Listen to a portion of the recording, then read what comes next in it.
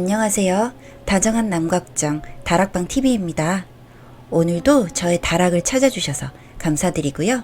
사연 시작해보도록 하겠습니다. 안녕하세요.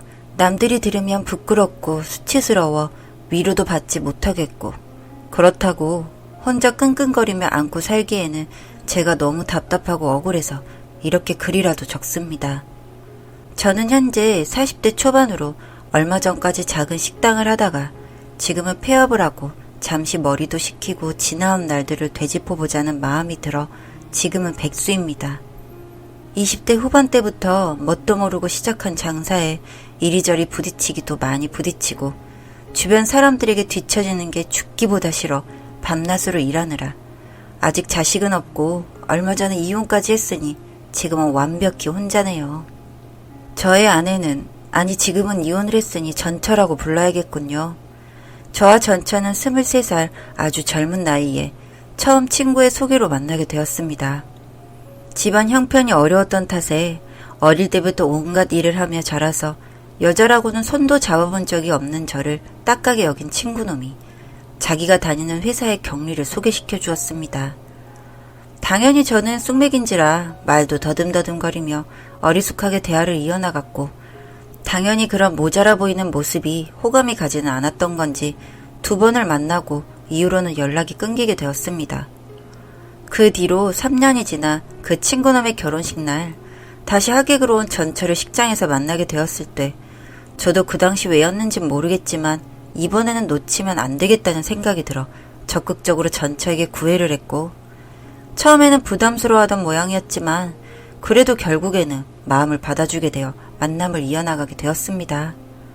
그때 난생 처음 고데기만 하던 제 인생에서 이런 행복도 있구나라는 것을 처음 알게 해준 전처가 너무 좋았고 이내 결혼까지 결심하게 되어 없는 살림이지만 제 몸이 부서져라 이래서 그녀만큼은 행복하게 만들어주고 싶었습니다.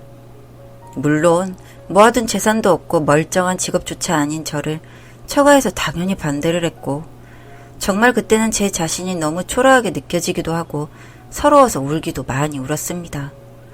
처가에서는 처음에는 반대를 강하게 했지만 이내 열심히 살려고 발버둥 치는 제 모습이 가여웠는지 아니면 계속 고집을 피우는 제게 질렸는지 결혼을 허락하시고 그 다음해에는 결혼식을 올렸습니다. 없는 형편이라 처가에서 상당히 많은 부분에서 도움을 주셨고 당시에는 고마운 마음보다 정말 죄송스러운 마음이 컸습니다. 우여곡절 끝에 결혼까지 했지만 능력도 없던 제게 갑자기 결혼 하나만으로 제 삶이 크게 바뀌진 않듯 살림이 정말 빠듯했습니다. 겨울에도 기름 살 돈이 없어 연탄을 때웠고 여름에는 찬물로 샤워하고 선풍기조차 잘 때만 틀어야만 했을 정도로 가난했지만 제 인생에 이런 여자가 아내로 있다는 게 믿어지지가 않았고 맨날 똑같은 반찬만 먹어도 그땐 그게 왜 그렇게 행복하고 즐거웠는지 모르겠습니다. 그렇게 결혼 생활이 3년 차에 접어들자 더 이상 쪼들리는 생활을 벗어나기 위해 그동안 이 집 저 집에서 일을 하며 배운 조리 기술로 식당을 차리고자 했습니다. 몇 년간 공실이었던 허름한 월세 70만 원의 상가 한 칸을 임대해서 백반집을 차려 아내와 함께 밤낮 없이 일을 했습니다. 일로 배울 때와 막상 제 장사를 하는 건 정말 하늘과 땅 차이더군요. 칼질만 몇 년을 했는데 그까지 백반장사로 먹고 살지 못할까 하는 근거 없는 자신감으로 시작한 일인데 정말 손님 한 명 한 명이 그렇게 반가울 수가 없을 정도로 1년간은 정말 힘들었습니다. 장사가 잘 된다고 소문난 집은 전국 어디든 주말마다 찾아가서 맛도 보고 가게 시설도 보고 소상공인을 위한 컨설팅도 받아보고 휴일도 없이 주방에서 조리법도 바꿔보고 지금 다시 그때로 돌아가서 똑같이 하라고 해도 이젠 못할 것 같습니다. 하지만 그 당시에는 정말 절실했고 이게 실패하면 길바닥으로 나가야 할 판이라 앞만 보고 죽어라 했던 것 같습니다. 그땐 힘들어서 제가 투정도 많이 부리고 신경질도 많이 냈을 텐데 그때마다 잘 될 거라며 다독이던 전처 덕분인지 조금씩 소문이 나기 시작하면서 점점 사정이 나아지더라고요. 2년이 다시 지나 가게를 인수하겠다는 사람이 나타나 비싼 값에 권리금도 받고 그동안 모은 얼마간의 돈과 은행에서 대출까지 합쳐 누가 봐도 근사한 한정식집을 차렸습니다. 주차장도 있고 건물도 2층에 정말 인테리어를 하는 동안 집에도 가지 않고 공사판에서 잘 정도로 너무 행복했습니다. 같이 고생한 아내에게도 그동안 고생시킨 빚을 갚은 것 같기도 하고요. 다행히 개업 후에도 가게는 잘 되었습니다. 주말이면 주차 알바가 필요할 정도로 잘 되었으니 더 이상 말할 것도 없었죠. 가게가 커지다 보니 종업원들도 많아지고 저 혼자서는 일이 감당이 되지 않아 매니저 한 놈을 뽑았습니다. 그때 나이가 30대 초반으로 결혼도 했고 대기업 프랜차이즈 점장도 했던 경력이 있어 책임감도 있어 보이고 나름 대답도 시원시원하게 면접을 본 모습이 마음에 들어 가게 매니저로 뽑았습니다. 지금 다시 그때로 돌아간다면 무슨 일이 있어도 그놈을 뽑지 말았어야 했는데 그놈은 가게로 출근하자마자 원래 일하던 종업원들도 휘어잡고 일도 빠릿빠릿하게 정말 잘하더군요. 큰 곳에서 일을 했던 경험이 있어서인지 관리를 하는 모습에서는 오히려 제가 배워야 할 정도로 일을 잘하다 보니 저도 그놈에게 신뢰가 가기도 했고 마침 오랜 세월 동안 바쁘게만 살아서 조금 쉬면서 일을 하고 싶다는 생각이 들어 그놈에게 가게 운영 전반을 맡겼습니다. 월급도 애초에 제시했던 것 2배를 주고 여러 가지로 섭섭하지 않게 편의도 봐주니 몇 개월이 지나자 제게 형님 거리면서 아주 살갑게 굴었습니다. 저도 믿고 맡길 수 있는 든든한 동생이 생긴 것만 같아 싫지도 않았고요. 그러던 중에 제가 사고를 크게 당한 적이 있습니다. 분점을 하나 내려고 가게를 알아보고 인테리어 공사를 하던 중에 리드줄에 걸려 넘어지는 바람에 계단을 굴러 무릎을 크게 다쳤습니다. 한쪽도 아니고 양쪽을 다 다치다 보니 거동도 불편하고 도저히 일을 할 수 없는 상태여서 아내에게 가게를 부탁했습니다. 그러고 재활치료에만 전념했죠. 꼬박 2달이 걸렸습니다. 중간에 수술도 있었고 젊을 적부터 몸을 험하게 굴린 탓에 무릎도 원래 상태가 좋지 않아 시간이 좀 더 걸렸습니다. 그렇게 재활을 마치고 가게로 돌아와 그동안 가게에 신경을 쓰지 못한 것이 마음에 걸려 하루를 휴업하고 전 직원들과 함께 회식을 했습니다. 이런저런 밀린 이야기도 하고 어려운 점도 직원들에게 듣기도 하고 술을 마시다 보니 제법 시간도 늦었습니다. 다들 분위기가 좋아서 그런지 조금씩은 취기가 올라온 모습이었는데 그 중에서 부주방장이 제게 말을 하더군요. 사모님이랑 매니저랑 바람난 거 알고 계시냐고.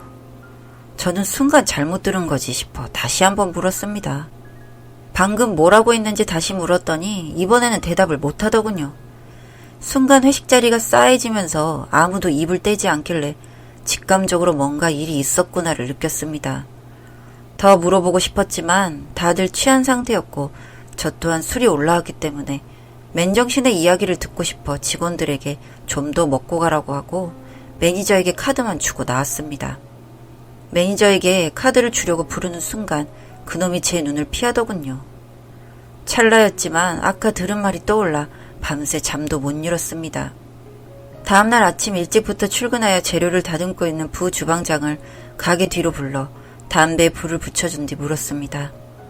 분명 어제 우리 와이프랑 가게 매니저랑 바람이 났다고 했었는데 그게 무슨 말인지 또 무슨 근거로 그 이야기를 꺼낸 건지를 물었습니다.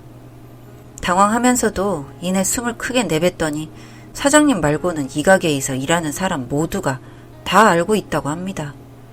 제가 다치고 얼마 안 되어 가게를 마감할 때 저희 직원 중 하나가 불이 꺼진 룸에서 이상한 소리가 나 가까이 갔더니 매니저랑 제 전처랑 그 짓을 하고 있는 것을 봤다고 합니다.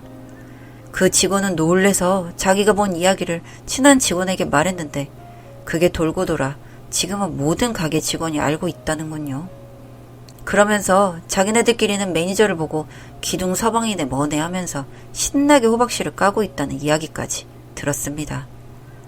저는 한 번도 그런 일을 상상조차 해본 적이 없어 뒤통수가 얼얼하더군요.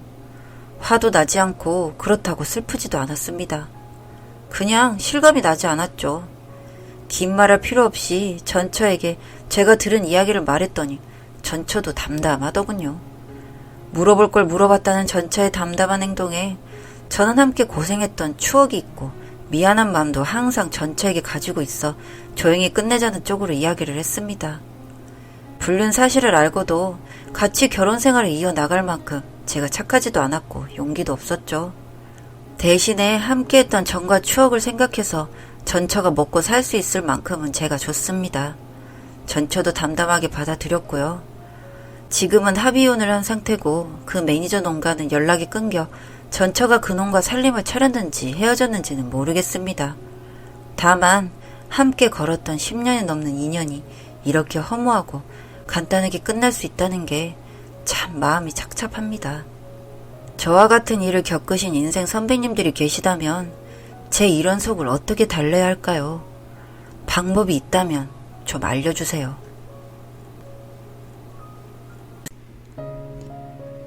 다정한 남걱정 다락방 TV였습니다. 다락방 주인에게 구독과 좋아요, 알림 설정으로 응원해주세요.